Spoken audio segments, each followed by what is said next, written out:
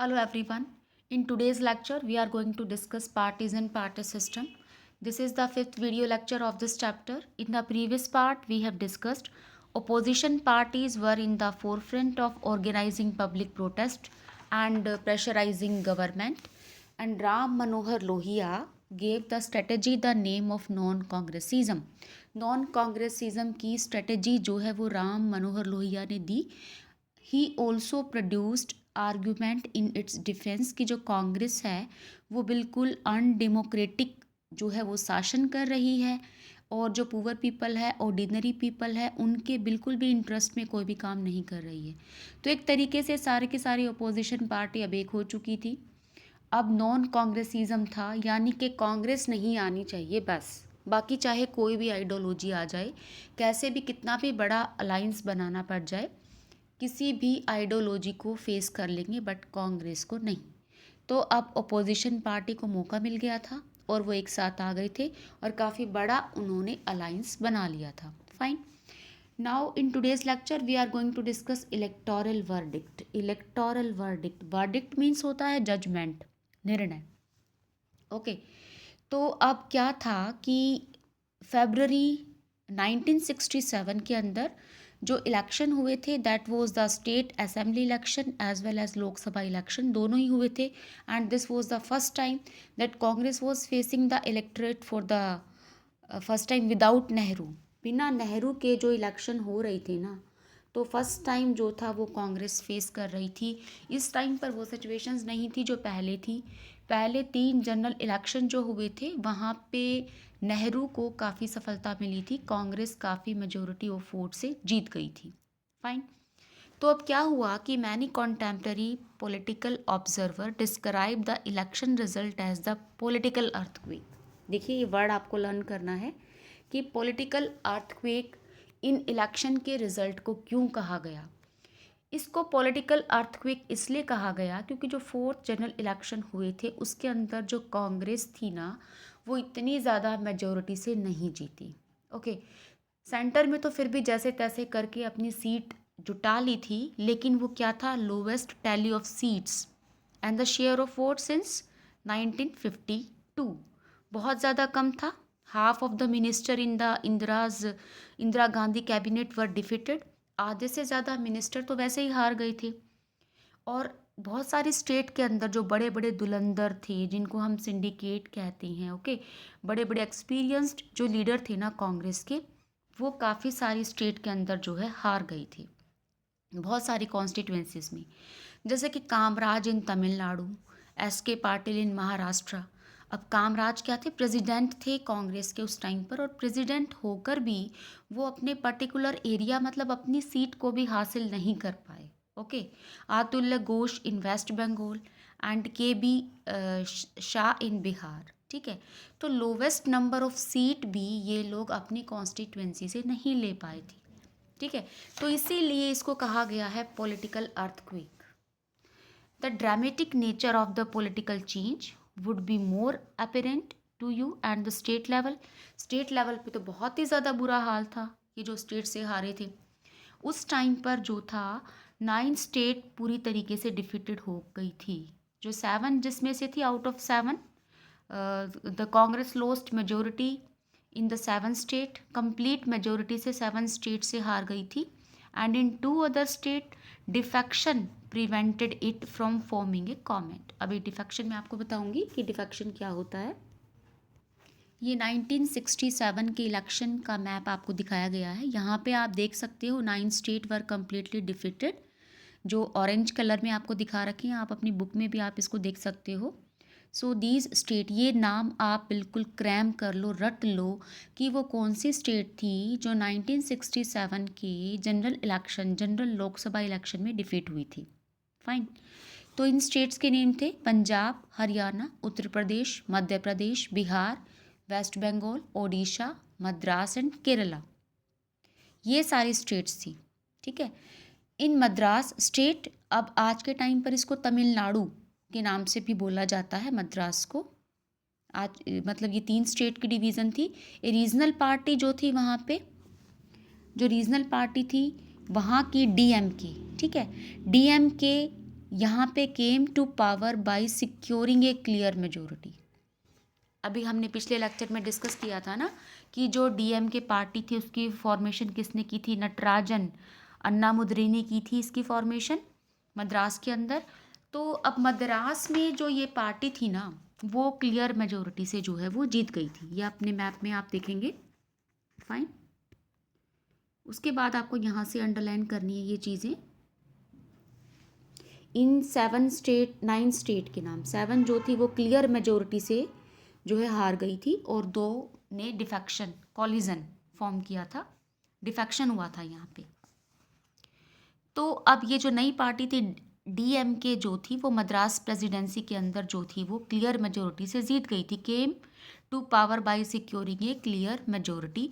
The DMK won power after having led a massive anti Hindi agitation. As I told you कि इन्होंने जो था, जो इस पार्टी के जो फाउंडर थे नटराजन, इन्होंने हिंदी को अपोज किया था, काफ़ी एंटी हिंदी एजिटेशन चलाया था जिसमें काफ़ी सारे स्टूडेंट इनके साथ आए थे यहाँ के।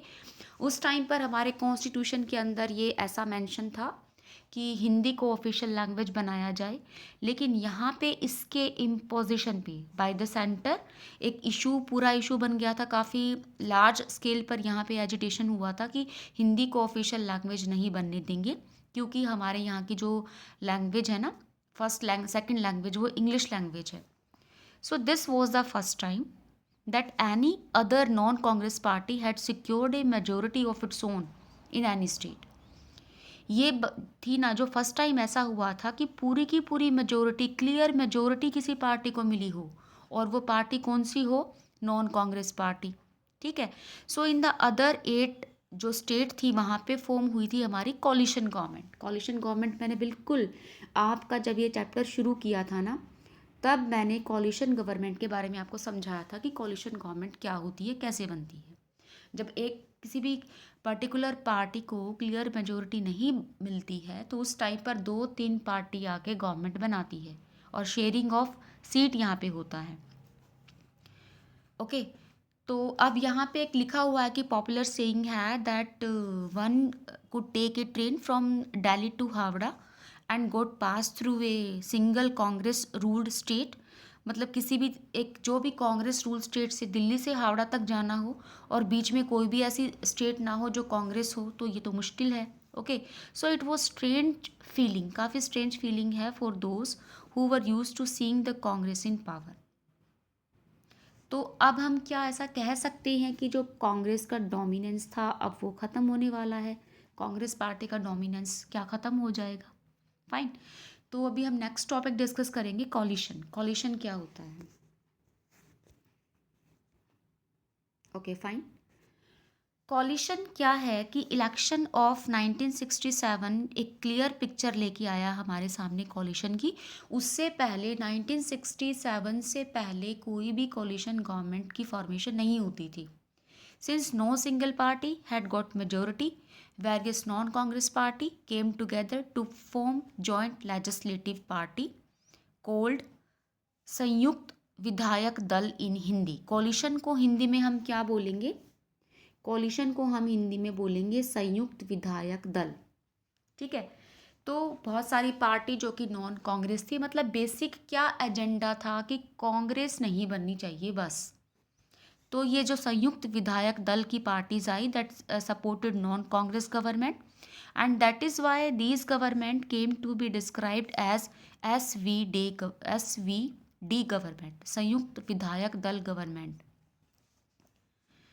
द संयुक्त विधायक दल जो गवर्नमेंट थी बिहार के अंदर, for instance including the 2 socialist parties.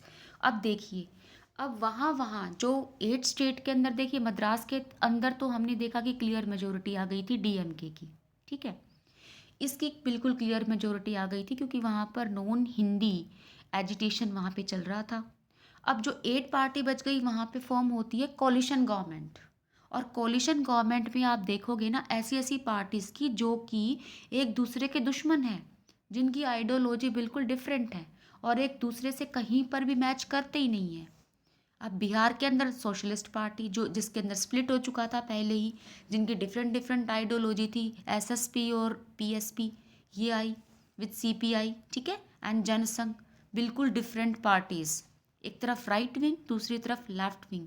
In the same way in the Punjab popular united front आई, उसके साथ साथ टू राइवल्स अकाली पार्टीज आई, ठीक है। तो एक तरीके से कहने का मतलब ये है कि जितनी भी ये कोलिशन गवर्नमेंट बनी थी ना इन स्टेट के अंदर, सारे के सारे एक दूसरे के ऑपोजिट थे और एक दूसरे को देखकर भी खुश नहीं थे। लेकिन इनका एजेंडा तो क्या था कि सिर्फ कांग्रेस नहीं आनी चाहिए, बाकी चाहे कुछ भी आ जाए। समझ में आ रहा है आपको कि इंदिरा गांधी के अगेंस्ट में थे कि कांग्रेस नहीं आनी चाहिए, और पूरे तरीके से अब इनको पहला मौका मिला था अपोजिशन वालों को किसी तरीके से कांग्रेस को ख़त्म करने का। और ये चीज़ आपको अच्छे से लर्न करनी है कि ये नॉन कांग्रेसिज्म का जो नारा था या नॉन कांग्रेसिज्म जो वर्ड है वो कौन लेके आया, राम मनोहर लोहिया। फाइन। और तब से ही ये जो है कॉलिजन का चलन चलता आ रहा है। आज के टाइम पर भी अगर हम देखें तो बीजेपी को एनडीए सपोर्ट करती है, कांग्रेस को यूपीए सपोर्ट करती है। Fine. The next topic is defection. Defection is another important feature of the political after the 1967. 1967 के बाद जो था defection एक नया फीचर निकल के सामने आया। Defection means an elected representative leave the party on whose symbol he/she was elected and join another party. Fine, ये आप अंडरलाइन करेंगे यहाँ से कि डिफेक्शन क्या होता है। ये डिफेक्शन की डेफिनेशन आप यहाँ से लर्न कर अंडरलाइन करेंगे और लर्न करेंगे। देखिए, डिफेक्शन होता है कि फॉर एग्जांपल एक पार्टी ए है, एक पार्टी बी है। एक पार्टी से अगर कोई ए से कैंडिडेट जीतता है तो जीतने के बाद वो बी के अंदर जाके मिल जाता है जो कि हारी हुई पार्टी है। ओके, अब वो बी के अंदर जाकर क्यों मिल जाता है? क्योंकि वहाँ पे बी पार्टी वाले उसको लालच देते हैं कि आप सीट तो देखिए जीत ही चुके हो, तो अगर आप हमें ज्वाइन करोगे तो हम आपको कैबिनेट में ले लेंगे या फिर काफ़ी अच्छी सीट आपको दिलवाएंगे। तो इस तरह का लालच डिफेक्शन के अंदर मिलता है। तो इस तरीके से ए पार्टी का जीती हुई सीट, जो मेंबर जो सीट जीता है वो पार्टी छोड़ के चला जाता है दूसरी ओपोजिशन पार्टी में। So that is the defection, ठीक है। तो ये जो डिफेक्शन का चलन है ना, आफ्टर 1967 जनरल इलेक्शन जो था वो ब्रेक वे हो गया था। कांग्रेस लेजिस्लेटर का बहुत ज़्यादा मतलब डिफेक्शन हुआ था, and that played an important role in installing non Congress government in these state. जैसे कि हरियाणा के अंदर भी डिफेक्शन गवर्नमेंट बनी थी, मध्य प्रदेश में, उत्तर प्रदेश में, उस टाइम पर 1967 के इलेक्शन के अंदर, ठीक है। तो एक तरीके से बन गया था, एक एक्सप्रेशन आया था, डिफेक्शन को कहा गया आया राम गया राम। अब ये आया राम गया राम के पीछे भी आपकी एक स्टोरी है जो कि यहाँ पे दी गई है, ठीक है। अब ये आया राम गया राम क्या था कि देखिए, द एक्सप्रेशन आया राम गया Ram become popular in the political vocabulary in India to describe the practice of frequent floor crossing by legislator. जो हमारे लेजिस्लेटर हैं, एमपीज़ या एमएलएज़ हैं, जो एक पार्टी से दूसरी पार्टी में जीतने के बाद, सीट जीतने के बाद आफ्टर इलेक्शन रिजल्ट जब दूसरी पार्टी चेंज कर लेती हैं, तो ये स्टोरी बेसिकली कब बनी, किस पे बेस्ड ऑन है? तो ये काफ़ी इस पे मजाक बनाया, काफ़ी कार्टून्स बने, जोक्स बने आया राम गया राम पे। बेसिकली ये क्या है कि गया राम जो थे वो एमएलए थे हरियाणा के अंदर इन 1967 में। Okay, he change his party thrice in a fortnight. 15 दिन के अंदर अंदर इन्होंने जो अपनी पार्टी थी वो चेंज करी 3 बार, ठीक है। 3 बार अपनी पार्टी चेंज करी। कहाँ से कहाँ गए? अब वो कांग्रेस से यूनाइटेड फ्रंट में गए और दोबारा से फिर वापस आ गए कांग्रेस के अंदर। देन विद इन 9 आवर, 9 घंटे के अंदर अंदर टू यूनाइटेड फ्रंट अगेन, दोबारा से यूनाइटेड फ्रंट में चले गए। It is said that when Gaya Lal declared his intention to quit the United Front and join the Congress, सब यही वेट कर रहे थे कि कब आप दोबारा से डिक्लेरेशन करेंगे कि वो दोबारा से यूनाइटेड फ्रंट छोड़ के कांग्रेस को ज्वाइन कर रहे हैं। द कांग्रेस लीडर जो थे वो राव बीरेंद्र सिंह ने उनको लेके आए चंडीगढ़ में और प्रेस के सामने डिक्लेयर कर दिया कि गया राम नाउ आया राम, कि जो गया राम था ना हमारा वो आया राम हो चुका है। तो इन्हीं के ऊपर ये कहावत बनी थी, आया राम गया राम। किसके ऊपर? जो हमारे हरियाणा के एमएलए थे गयाराम, उन पे। तो बेसिकली ये डिफ़ाइन करती है डिफेक्शन को। अब हमारी जो कॉन्स्टिट्यूशन है उसके अंदर काफ़ी अमेंडमेंट हो गई है और इसके अगेंस्ट में एंटी डिफेक्शन लॉ भी बना दिया गया है कि इस तरीके से आप बार बार पार्टी को चेंज नहीं कर सकते। काफ़ी सारी पेनल्टी या फिर अपनी सीट को भी आप लूज़ कर सकते हो, ये पार्टी के सीनियर मेंबर जो हैं वो डिसाइड करेंगे। Fine. So next topic is split in the Congress. अब जैसा कि हमने देखा कि भाई जब डिफरेंट डिफरेंट आइडियोलॉजी है, इतनी डिफरेंट आइडियोलॉजी के पीपल जब एक दूसरे के आमने सामने हैं तो कब तक एक दूसरे को वो टॉलरेट कर सकते हैं, जिनके व्यूज़ ही मैच नहीं कर रहे कहीं से भी, जो मतलब एक दूसरे को बिल्कुल देख कर भी बर्दाश्त नहीं करते। इतने बड़े बड़े दुश्मन जब आमने सामने हैं, उन्होंने शेक हैंड कर लिया। इतने बड़े बड़े दुश्मन जो एक दूसरे के कभी होते थे, अब वो शेक हैंड करके अपनी कॉलिजन गवर्नमेंट फॉर्म करके बैठे हैं। लेकिन अब कभी ना कभी तो इसमें स्प्लिट होना था ना किसी तरीके से। अब उनके बीच की लड़ाइयाँ होनी थी।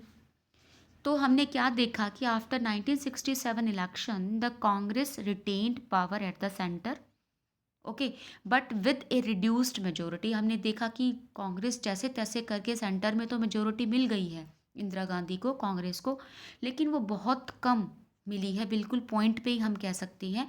And lost power in the many state also, as we have seen that 9 स्टेट के अंदर कांग्रेस चाहती रही, 7 स्टेट में तो क्लियर मेजोरिटी चली गई और 2 के अंदर जो था वो डिफेक्शन के थ्रू। So more importantly the result prove that the Congress could be defeated at the election but there was no substitute. ये बात बिल्कुल साफ हो गई कि कांग्रेस हार जाती लेकिन कोई सब्सटीट्यूट ही नहीं था, भाई किसको बनाए, कोई ऐसी पार्टी थी ही नहीं। Most non Congress coalition government in the state did not survive for long, ज़्यादा लंबे टाइम तक सर्वाइव नहीं कर पाई। और फिर वहाँ पे क्या हो गया, या तो वहाँ पर दोबारा से किसी ने मेजोरिटी प्रूव करके अपने कॉम्बिनेशन से दूसरी गवर्नमेंट फॉर्म कर ली, या फिर प्रेसिडेंशियल रूल आ गया, ठीक है, उसको इम्पोज कर दिया गया। तो भाई ये सिचुएशन रही। अब जो हमारा अगला टॉपिक है ना, इंदिरा वर्सेस सिंडिकेट। अब उससे पहले आप ये पढ़ लो कि ये के कामराज के बारे में, क्योंकि बॉक्सेस का सब कुछ आपको पढ़ के चलना है। अब के कामराज का जो लाइफ स्पैन रहा है वो 903 से 1975 तक इनका लाइफ स्पैन रहा है, life time. Okay. Freedom fighter रही हैं, कांग्रेस प्रेसिडेंट रही हैं, चीफ मिनिस्टर ऑफ मद्रास, ठीक है। हैविंग सफर्ड एजुकेशनल, इनको मतलब एजुकेशन से डिप्राइव्ड रखा गया था, कोई ऐसे पर्सनल इनके रीज़न रहे थे जिसकी वजह से उन्होंने काफ़ी एफर्ट किए कि एजुकेशन को स्प्रेड करने के लिए मद्रास प्रोविंस में। Okay. Introduced mid day meal schemes, इन्होंने mid day meal schemes introduce कराई। अब जो जो इन्होंने इंट्रोड्यूस कराया वो चीज़ें हम देखेंगे। एंड इन और स्कीम निकाली स्कूल चिल्ड्रन के लिए मिड डे मील की। And in 1963 he proposed that all senior Congressman should resign from office to make way for younger party workers. इन्होंने कहा कि कांग्रेस के अंदर जितने भी जो सीनियर जो हमारे मेंबर हो चुके हैं कांग्रेसमैन, उनको रिज़ाइन कर देना चाहिए ताकि हमारे जो यंगर पार्टी वर्कर्स हैं उनको प्लेस मिल सके, ठीक है। सो दिस प्रपोजल, जो इनका ये प्रपोजल था, is famous as the Kamaraj plan. तो जो कुछ इनके बारे में लिखा है वो आपको अच्छे से स्टडी करना है। ओके। अब जो था कांग्रेस पार्टी के अंदर स्प्लिट पड़ चुका था।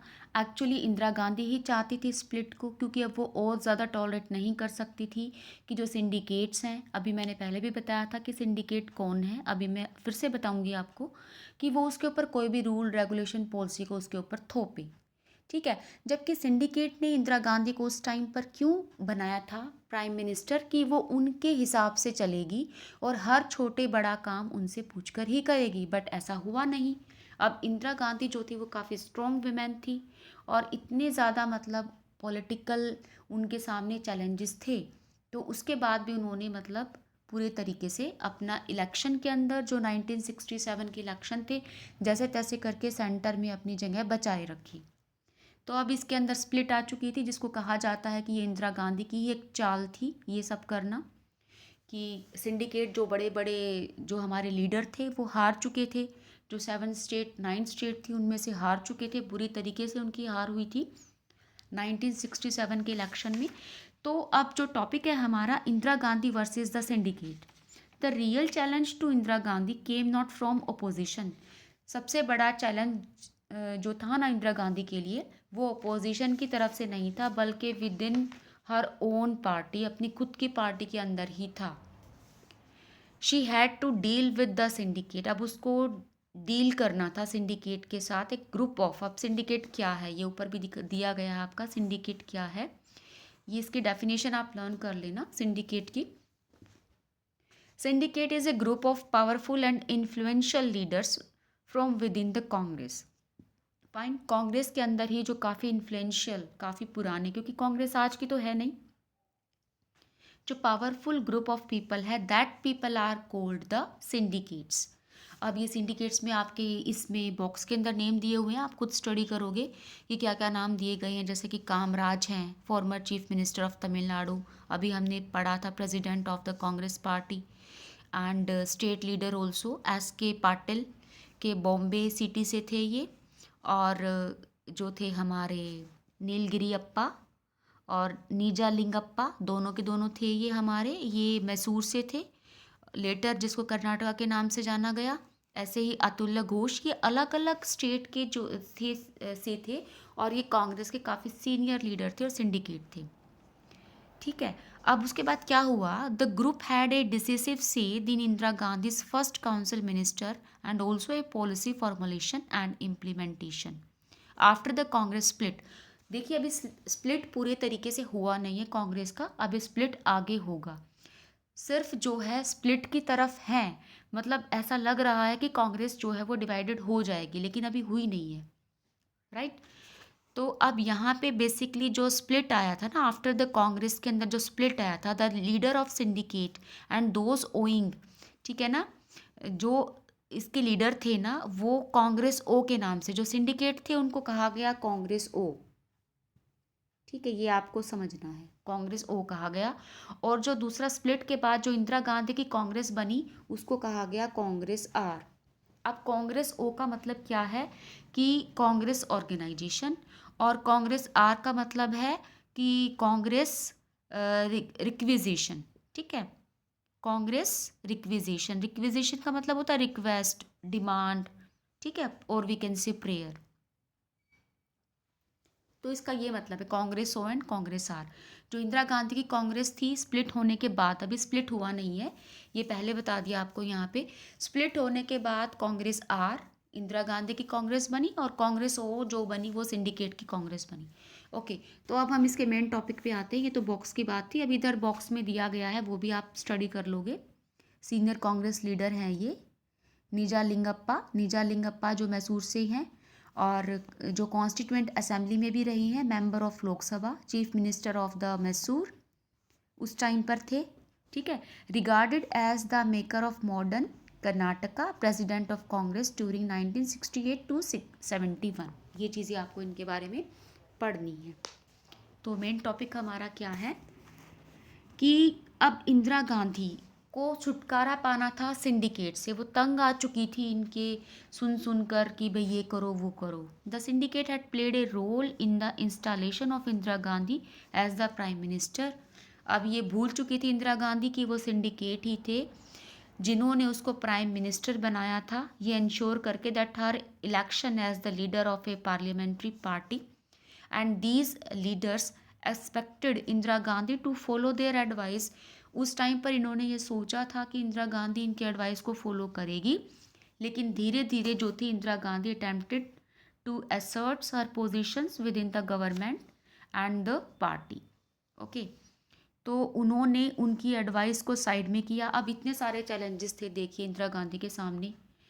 तो एक टाइम तो ऐसा था कि सिंडिकेट ने भी काफ़ी तारीफ़ की थी इंदिरा गांधी की कि she was very strong lady, क्योंकि एक तरफ तो पूरी की पूरी ओपोजिशन एक हो गई थी, उन्होंने अपना अलाइंस बना लिया था कि बस एक ही थ्योरी बन गई थी, जैसे तैसे कांग्रेस को हटाना। दूसरा, विद इन द कंट्री इतने सारे चैलेंजेस उनको फेस करने पड़े थे उस टाइम पर, बहुत सारे चैलेंजेस थे जैसे कि हमने पढ़े हैं। ड्राउट था, ठीक है, पॉवर्टी बहुत ज़्यादा थी, अनएम्प्लॉयमेंट थी, तो ये सब चैलेंजेस थे। और तीसरा, उन्हीं की पार्टी के अंदर जो सीनियर मेंबर थे वो हमेशा उनके काम के बीच में टांग अड़ाते थे, या फिर ये चाहते थे कि हर चीज़ के लिए हमसे जो भी डिसीज़न लिया जाए वो हमसे एडवाइस ली जाए। तो कितने सारे चैलेंजेस थे, लेकिन बड़ी क्लेवरनेस दिखाते हुए इंदिरा गांधी ने इन सबको साइड लाइन कर दिया। All the syndicates in the all the opposition party slowly and carefully. ठीक है, बड़े स्मार्टली इन्होंने हैंडल किया इन सब चीज़ों को। And Indira Gandhi thus face two challenges. She needed to build her independent from the syndicate. अब वो दो चीज़ें चाहती थी, इंडिपेंडेंस, सिंडिकेट से आज़ादी उसको मिल जाए, and she also needed to work towards the regaining the ground that the Congress had lost in the 1967 election। अब उसको ये बात समझ में आ गई थी कि जो कांग्रेस ने 1967 के अंदर जो 9 सीटें, जो बड़ी बड़ी 9 सीटें खोई है ना जिन स्टेट से, और कई जगह और भी कॉलिशन गवर्नमेंट बनी थी, मेजोरिटी नहीं थी कांग्रेस की, तो अब उसका एक ही एम था कि सिंडिकेट को साइड करना, इनसे आज़ादी लेना और वहाँ पर अपनी पावर को रीगेन करना जो 1967 के इलेक्शन में उसने खो दी थी। Okay, so Indira Gandhi adopted very bold strategy. बहुत ही बोल्ड स्ट्रेटजी उसने जो थी वो अडॉप्ट करी। She converted a simple power struggle into an ideological struggle. देखिए, ये लाइन आपको अंडरलाइन कर लेनी है। ठीक है, एक सिंपल, अब हम दिखने में क्या लगता है कि बहुत ज़्यादा सिंपल पावर स्ट्रगल है, और बड़ी क्लेवरनेस दिखाते हुए, बड़ी चालाकी दिखाते हुए इंदिरा गांधी ने इसको चेंज कर दिया कि आइडियोलॉजिकल स्ट्रगल है। जैसा कि हमने देखा था ना कि यूएसएसआर और यूएसए का आइडियोलॉजी बेस्ड स्ट्रगल चल रहा था, किस तरीके से जो वर्ल्ड, पूरा का पूरा वर्ल्ड था वो दो पावर्स में डिवाइडेड हो गया था। इन द सेम वे वही प्लानिंग यहाँ पे इंदिरा गांधी ने जो थी वो अडॉप्ट करी, और एक तरीके से इसको एक आइडियोलॉजी की लड़ाई, एक आइडियोलॉजी का स्ट्रगल बता दिया। And she launched a series of initiative to give the government policies a left orientation. अब उसने कहा कि इनिशिएटिव लिए कि अब वो पूरी तरीके से लेफ्ट ओरिएंटेशन हो गई हैं। ठीक है, पूरी तरीके से लेफ्टीज़ है अब कांग्रेस जो है, लेफ्ट ओरिएंटेशन हो गई है, यानी कि जो पूरी तरीके से प्राइवेटाइजेशन जो था उसको बैन कर दिया जाएगा और हर कुछ पब्लिक सेक्टर के अंडर में आ जाएगा, यानी कि government will control, state will control all the resources. पूरी तरीके से अब वो लेफ्ट ओरिएंटेशन हो गई है। And she got the Congress working committee to adopt a 10 pin point programme. That is also very important for the 1 marker question. अब ये सब चीज़ें उसने डिक्लेयर करके 10 पिन पॉइंट प्रोग्राम जो थे वो मई 1967 को अनाउंस कर दिए। ठीक है, this programme included social control on banks. Banks के ऊपर उसने 14 बैंक को नेशनलाइजेशन किया था, 14 बैंक का, you have to mention over here, of general insurance. ठीक है ना, ceiling of the urban property. ये आपने सुना होगा पहले कि जो राइट टू प्रॉपर्टी हमारा फंडामेंटल राइट था, लेकिन इंदिरा गांधी ने राइट टू प्रॉपर्टी को कॉन्स्टिट्यूशन के अंदर अमेंडमेंट करके उसको चेंज कर दिया था और उसको एक लीगल राइट कन्वर्ट कर दिया था, फंडामेंटल राइट से हटा दिया। क्योंकि जब तक उसको फंडामेंटल राइट से नहीं हटाते तब तक कैसे कंट्रोल कर पाते, जो इतनी इतनी ज़मींदारों के पास इतनी इतनी ज़मीनें उन्होंने ले रखी थी, कब्जा कर रखा था, तो किस तरीके से जो था वो उसको वो करती, अपने गवर्नमेंट अपने कंट्रोल में प्रॉपर्टी को कैसे लेती। तो इस तरीके से उसने क्या शुरू कर दिया था इंदिरा गांधी ने, ceiling on urban property and income के ऊपर पूरा सीलिंग लगानी शुरू कर दी थी। And public distribution of food grain, PDS system शुरू किया था। काफ़ी सारे सॉरी काफ़ी सारे लैंड रिफॉर्म्स उन्होंने शुरू किए थे। Provision of house sites in the rural poor, जो गरीब लोग थे उनको घर देना शुरू कर दिया था। ठीक है, और काफ़ी सारे जो थे हमारे राजा नवाब थे ना, उन पे से जो था प्राइवी पर्स, जो हम आगे डिस्कस करेंगे, अबोलिशन ऑफ प्राइवी पर्स उन्होंने कर दिया था। एक तरह का टाइप ऑफ टैक्स होता था जो उनको एनुअली मिलता था, जो प्रिंसली स्टेट के नवाब या राजास थे। क्योंकि जब एक एग्रीमेंट साइन हुआ था सरदार वल्लभ भाई पटेल के साथ, तो उस टाइम पर उनको यूनाइटेड इंडिया में मिलने के लिए मतलब कुछ उनको विशेष अधिकार, कुछ प्रिविलेजेस दिए गए थे, जिसमें से एक था प्राइवी पर्स, ठीक है। तो प्राइवेट पर्स को अबॉलिश कर दिया गया कि भारत एक गरीब देश है और हमारी सिचुएशन ऐसी नहीं है कि हम आपके ठाट बाट को इस तरीके से मेंटेन करें और गरीबों से पैसा लेकर हम आपको दें, तो उसको भी अबॉलिश कर दिया था। तो इस तरीके से काफ़ी सारे अमेंडमेंट उन्होंने किए थे, ठीक है। While the syndicate leaders formally approved this left wing programme, formally उन्होंने अडॉप्ट तो कर लिया था, लेकिन अंदर ही अंदर वो ये सब चीज़ें नहीं चाहते थे। They had serious reservations about the same, काफ़ी मतलब सीरियस थे वो इस चीज़ को लेकर। वो चाहते नहीं थे कि ये सब जो इंदिरा गांधी अपने मन से किए जा रही है वो अपने मन से करे। तो एक तरीके से हम कह सकते हैं कि उसने गरीबों का, इंदिरा गांधी ने गरीबों का काफ़ी सपोर्ट लिया, क्योंकि उसको पता था कि जो 1967 के इलेक्शन में जो कुछ भी खोया है उसको रीगेन करने के लिए ये प्लानिंग करनी ज़रूरी है। और that is why she declared himself as left oriented, ठीक है। लेफ्टीज उसने अपने आप को बना दिया था, जिससे सीपीआई की भी सपोर्ट उसको काफ़ी मिल गई थी, क्योंकि जो सीपीआई थी उनकी भी आइडियोलॉजी सेम ही थी, ओके। लेकिन जो स्प्लिट आएगा ना वो अभी आएगा, प्रेसिडेंशियल इलेक्शन होती है 1969 में, उसके बाद कांग्रेस में पूरी तरीके से स्प्लिट हो जाएगा and party was divided into 2 faction, fine. So that's all for today's lecture. In the next part we will discuss the next part of the chapter.